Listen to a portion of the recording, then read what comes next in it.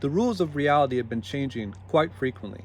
And I think that if you're a young person right now, you are more uncertain about your future than we've ever been in all of human history, essentially. With more opportunities, there's also more things that I could do or shouldn't do. And this person tells me this or that. Should I go to college? Should I go study a trade? Should I just buy a meme coin and YOLO my life savings and hope it works out and by luck become rich that way? Should I just play video games and do nothing with my life because, reality isn't real and nothing even matters anyway? There's all these valid points of view and I guess things that are very culturally significant and relevant and different hive minds that people are sort of finding themselves in right now. But really, the point is that young people today are more lost than they've ever been. And it's not by accident per se. I mean, it's pretty systematic how this has occurred.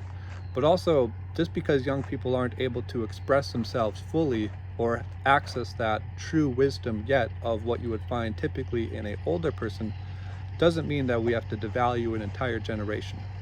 So I think we're actually in this grand awakening scheme right now where younger people are deciding to step away from traditional narratives, traditional in almost every sense. And I think that in that, we're going to also probably throw away a lot of stuff that we probably shouldn't throw away, but we're also going to rediscover this new inner potential of things that we can create and design completely from scratch, which we might actually just stumble upon universal principles at that point, which is kind of the point of exploration anyway.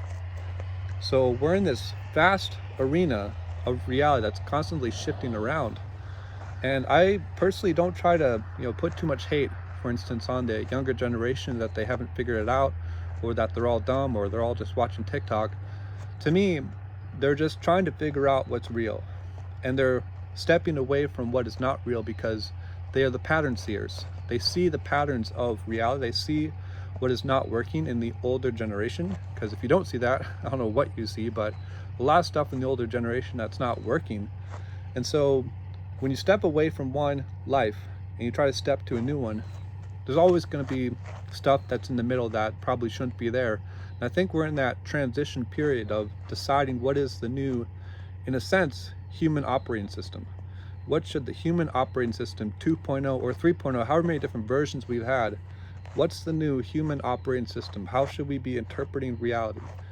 And in my opinion, I think that lack of religious structures, lack of things that kind of put you in a box, is actually the thing that most people are going to be stepping away from the most. And I personally think that that's going to benefit us more than if we were to, in a sense, make these things mandatory or bring on this whole conservative idea and sweep it across the country as if it's going to solve everything.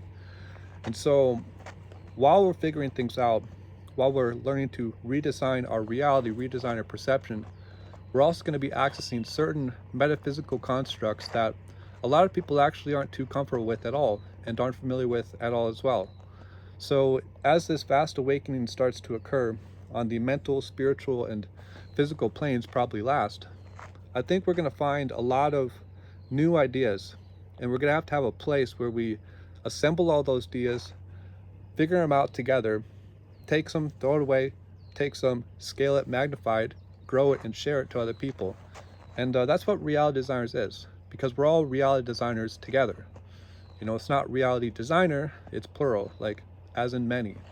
So as we go about this new journey in life, I think we're going to be figuring out a lot of things together, figuring out how, in a sense, reality works, even away from the science ideas, definitely more into the metaphysical natures. But I think now in this time, we actually have to get a lot more practical about reality and really study the problems that people have on the most tangible level and see if there are solutions to that. And it always comes down to just your mind and the mind operating system, how you interpret reality, how you perceive reality, and how you overall choose to experience life. That's the main thing that determines how you're going to enjoy yourself here in this realm.